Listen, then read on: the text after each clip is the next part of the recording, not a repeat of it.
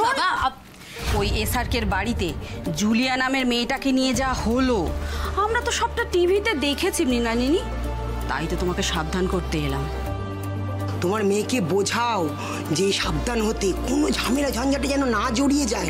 এমনিতেই সে এক ছেলের মা, তার উপর আবার বিয়ে থাও হয়নি, পারবে তো এমন মেয়ের পরে বিয়ে দিতে? দেশোদ্ধার করতে গিয়ে যদি মেয়েকে সারা জীবন আইবুড়ো বদনাম নিয়ে চলতে হয় তাহলে তো মেয়েটার জীবনটা শেষ, তাই না? কে বলেছে আপনাদের দিশার বিয়ে হবে না? ওকে আমি বিয়ে করব। বিভানের সাথে এই কদিন আগেই আমরা দিশার বিয়ে ঠিক করেছি। আর তাছাড়া আমি নিজেই ওকে বলেছি বিয়েটা আমি করব, কারণ দিশার মতো গুণী, এডুকেটেড, অনেস্ট মেয়েকে আমার নিজের বউ হিসেবে পাওয়াটাকে আমি নিজের সৌভাগ্য বলে মনে করি। কিন্তু কেন জানি না এই বিয়েটা নিয়ে আমার মনে একটা দ্বিধা কাজ করছে। অ্যাকচুয়ালি আমি ভীষণ লাকি যে দিশার মতো মানুষ আমার লাইফ পার্টনার হতে রাজি হয়েছে।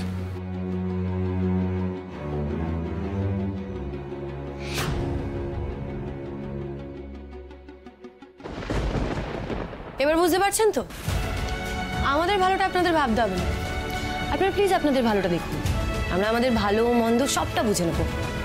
এবার আপনারা আসুন। বাবা কি ঝাঁজ দেখেছো কথার, এই জন্য লোকের ভালো করতে নেই, বুঝেছো তো? চলো চলো।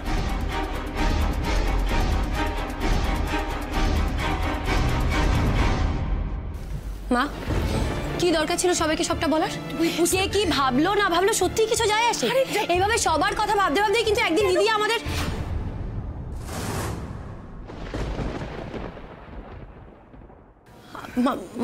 মা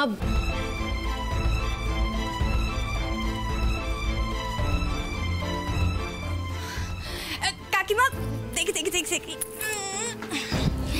ঝটপট আমাকে আশীর্বাদ করো।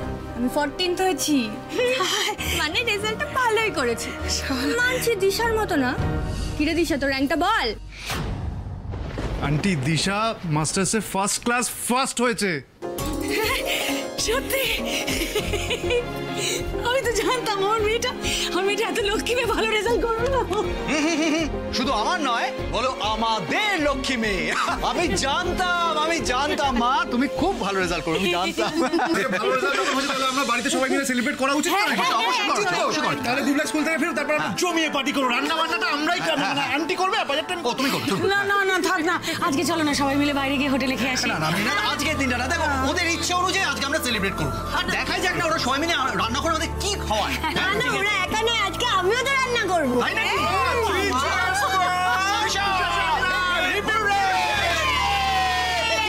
কি রান্না করবি? ভাবছি ভেজ বিরিয়ানি। রাত্রে দিশা স্পেশাল ভেজ বিরিয়ানি। ভেজ জোর ঢুকে ভালো।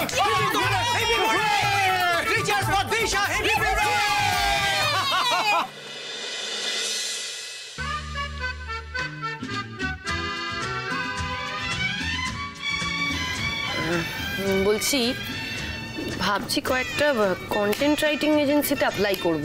হ্যাঁ, কিছুদিন ইন্টার্নশিপ করি, তারপর মাস্টার্সের রেজাল্ট এলে একটা পার্মানেন্ট কিছু খোঁজা যাবে। বল।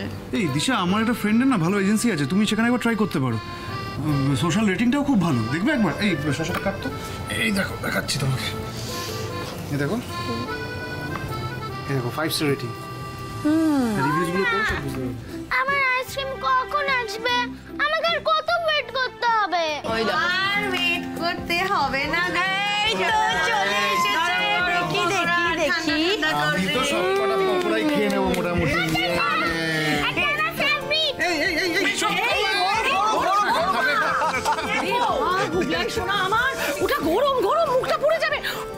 কিন্তু আমার মা তো ভালো পকোড়া বানায় না, লাভলি। তাই না?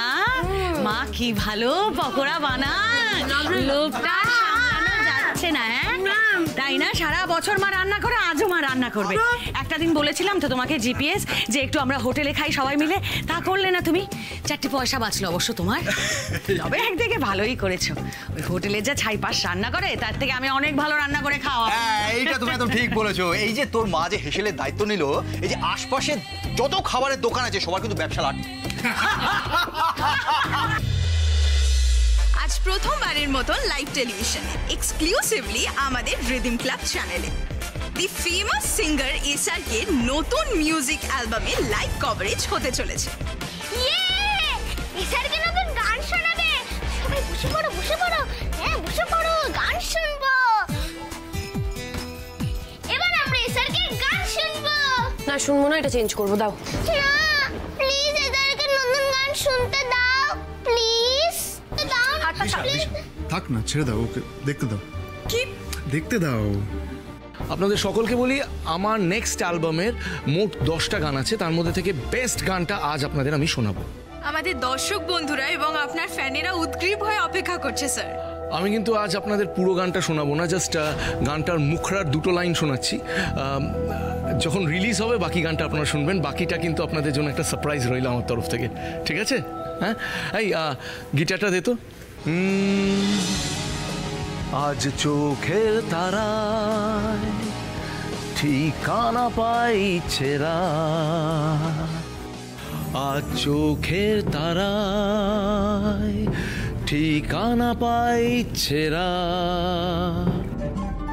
কোন ভালোবাসা গোপন রাখছে ঠিকই স্বপ্নেরা, রোদ মেঘে ঠোঁট ছোবে অজানার পিছু যাবে।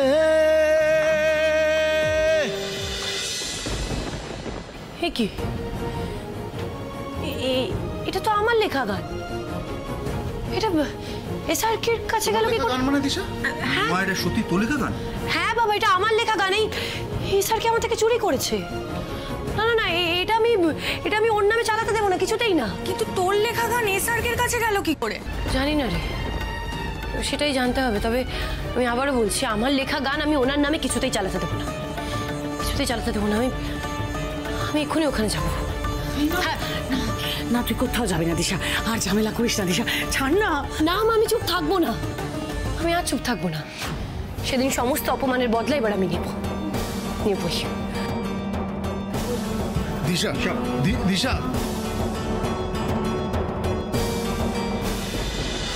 আজকের মতো এতটুকুই, বাকি গানটা আপনার অ্যালবামে শুনতে পাবেন। বিউটিফুল, এত সফট রোমান্টিক গান বহুদিন পর আপনার মুখে শুনলাম। Thank you, thank you. সত্যি স্যার, এত ভালো গান আপনি কি করে লিখতে পারেন? রক টু রোমান্টিক সব ধাঁচের গানেই কিন্তু আপনার জুড়ি মেলা ভার। আর এই জেনারেশনের পালস আপনি এত ভালো করে কিভাবে ধরতে পারেন? I just try my level best. আর অডিয়েন্সের ভালো লাগার জন্যই তো এত কষ্ট করা, তাই না? দেখুন, আমার ছেলের মতন এরকম ট্যালেন্টেড সিঙ্গার আর দুটো খুঁজে পাবেন না, জোর গলায় বলতে পারি। স্বয়ং মা সরস্বতীর আশীর্বাদ আছে ওর উপর। অভিরাজ বাবু, এই গানটা কিন্তু আমার প্রোডাক্টের জন্য চাই। আপনি যত টাকা চান আমি দিতে রাজি আছি, আপনি জাস্ট অ্যামাউন্টটা বলুন। হ্যাঁ, বলবো, তবে তার জন্য আমাকে 1-2 দিন সময় দিন। আমি একটু ভেবে নিই যে ঠিক কি অ্যামাউন্ট চার্জ করব।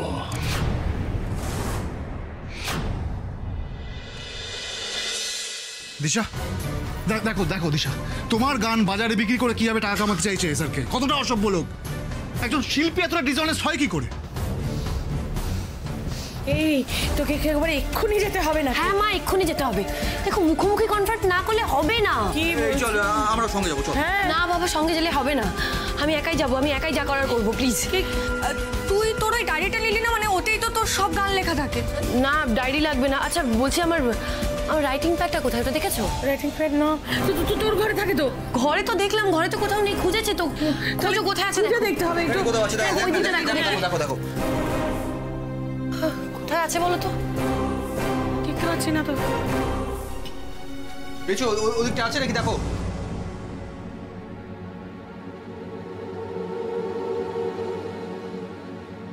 নেই তো। এইটা দেখো তো, এটা কি তোমার রাইটিং প্যাড? হ্যাঁ, এই তো। দিশা, শোনো না, বলছি ওই বাড়িতে তোমার একা যাওয়াটা ঠিক হবে না। অ্যাটলিস্ট আমি সঙ্গে যাই। না না, ও একদম ঠিক বলেছে। আর ও না শুধু, আমিও তোর সাথে যাবো, আমি যাবোই। হ্যাঁ প্লিজ দিশা, প্লিজ। আমার ফোনটা একটু নিয়ে নি, দাঁড়াও। চলো, দেরি করো না। চলো বাবা। হ্যাঁ, সাবধানে যা। এই সাবধানে, সাবধানে। Thank you so much to both of you. আর তাছাড়া আপনারা বাড়িতে এত সুন্দর একটা লাইভ করার ব্যবস্থা করে দিলেন, আপনাদের অসংখ্য ধন্যবাদ। Pleasure is ours. আর তাছাড়া এসআরকের জন্য এটুকু তো আমরা করতেই পারি। এনিওয়েজ অভিরাজ স্যার, আপনি অ্যামাউন্টটা আমাকে একটু জানিয়ে দেবেন। ও শিওর, আমি কালকের মধ্যেই আপনাকে সব জানিয়ে দেব। আজ তাহলে আমরা আসলাম। দাঁড়ান, কেউ কোথাও যাবে না।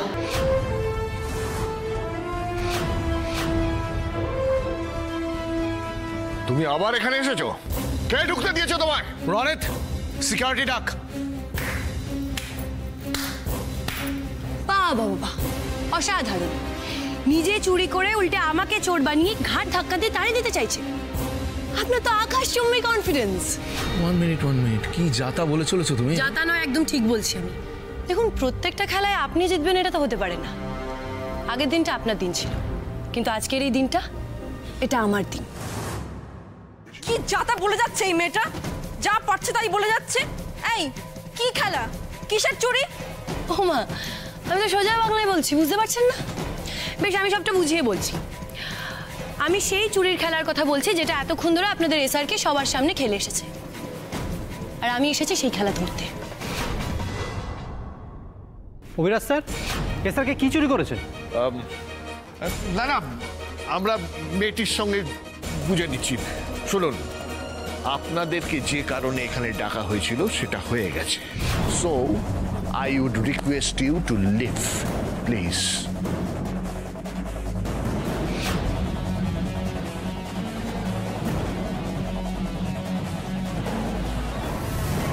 আচ্ছা কাকু, আমরা তো সবাই জানি যে দিশা মাঝে মাঝেই গান লেখে, কিন্তু সেই গান এসআরকের কাছে যাওয়া তো পসিবল নয়। মানে এসআরকে তো কখনো আমাদের বাড়িতে আসেনি, তাহলে ও গানটা পেলো কি করে? সেটাই তো আমিও ভাবছি রে। আচ্ছা কাকু, দিশা তো ওই ডায়েরিটা নিয়ে গেল না, প্রমাণ করবে কি করে যে ওটা ওরই গান? ধুর, এই গেমটা খেললে হেরে যায়। ও মেশিকনি, এই নাও তোমার ফোন।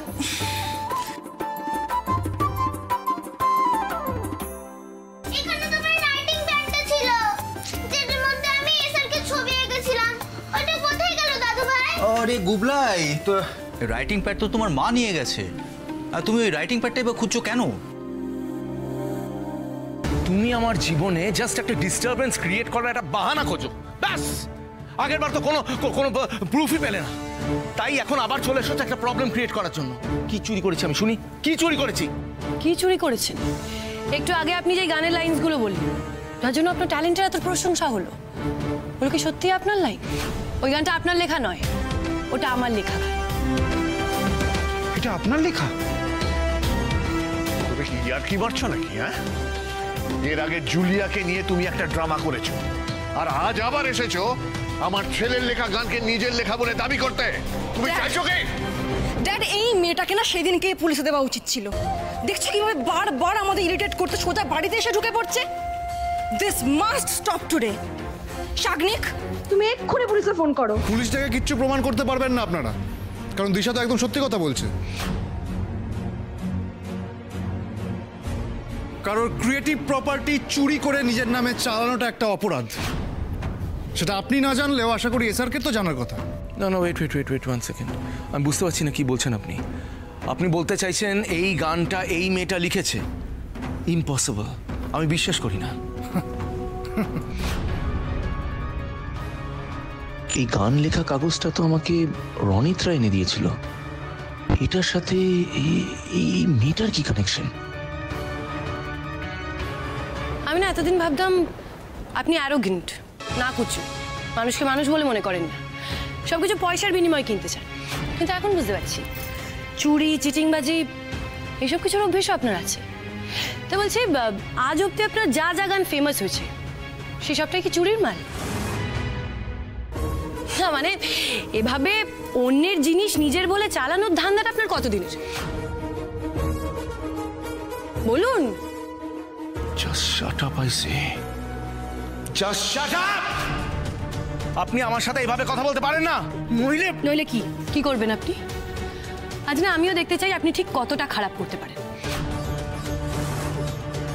1 মিনিট বাবা, এদিকে আয়। মা দাঁড়া, তুই কি এখানে ঝগড়া করতে এসেছিস নাকি? শান্ত হয়ে কথা বল। তুমি কিছু বলোনি কেন ওকে? শান্ত। আমি কিন্তু ভালোভাবে বলছি আন্টি, আপনার মেয়েকে এখান থেকে নিয়ে যান প্লিজ। শুনুন, আমার বাড়িতে দাঁড়িয়ে আর একটা বাজে কথা বললে আমি কিন্তু পুলিশ ডাকবো। ডাকুন না। আরে আমিও তো সেটাই চাইছি।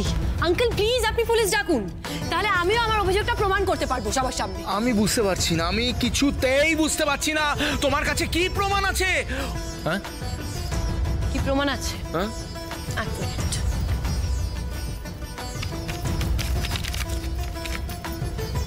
এটা প্রমাণ।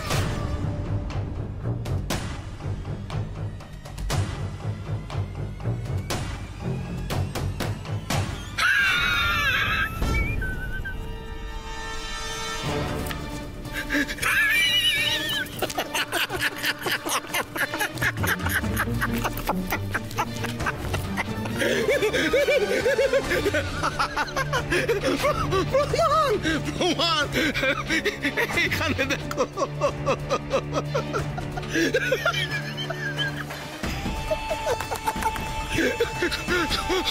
প্রমাণ, দিস ইজ ইয়োর প্রমাণ।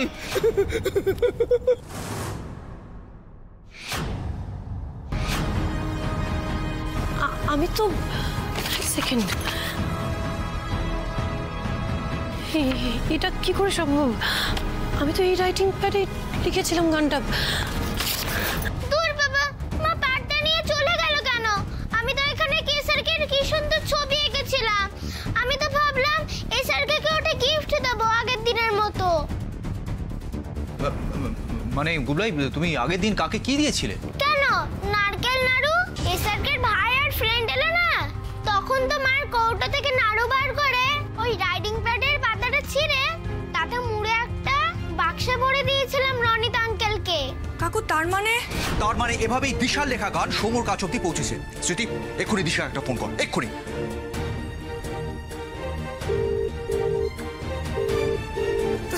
ধরছে না তো। ধরছে না যখন মিনালকে ফোন কর, এক্ষুনি খবরটা ওদের কাছে অব্দি পৌঁছানোটা দরকার, এক্ষুনি। এই প্রমাণ নিয়ে এত লাফালাফি করছিলেন মিস দিশা? আপনি বলতে পারতেন you are a big fan of mine, আমার ফ্যান আপনি, আমি অটোগ্রাফ দিয়ে দিতাম। তার মধ্যে আপনি আমার একটা পোর্ট্রেট নিয়ে এসেছেন। পোর্ট্রেটটা একেবারে কার্টুনের মতো দেখতে, হ্যাঁ, বাচ্চাদের আঁকা মনে হচ্ছে। ডু ওয়ান থিং, আমি আপনাকে অটোগ্রাফ দিয়ে দিচ্ছি আর তার সাথে একটা ড্রয়িং টিচারের ফোন নাম্বার দিয়ে দিচ্ছি। You can enjoy your lessons. উলালা।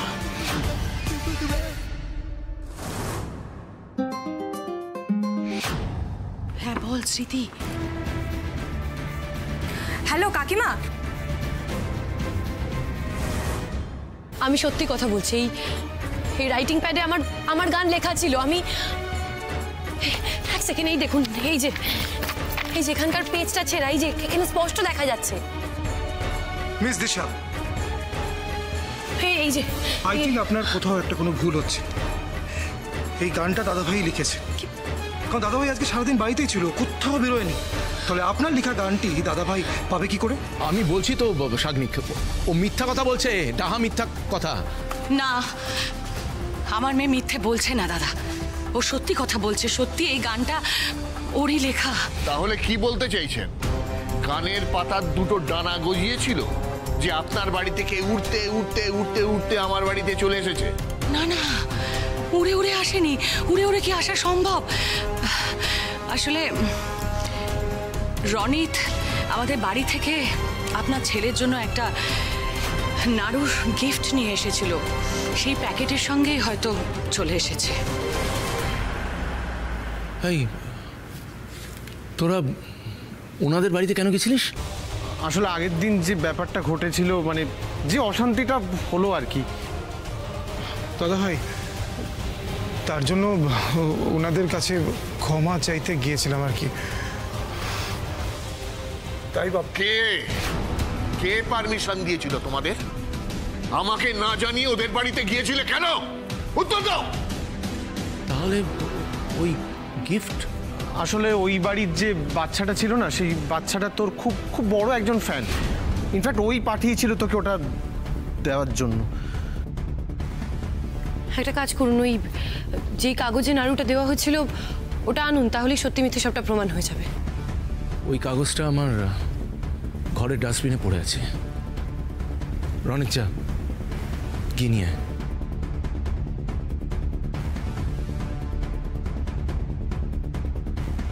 আর ওই কাগজ দেখে যদি প্রমাণ হয়ে যায় যে তুমি মিথ্যে কথা বলেছ, তাহলে তোমার অবস্থা যে আমি কি করব সেটা তুমি দেখতে পাবে।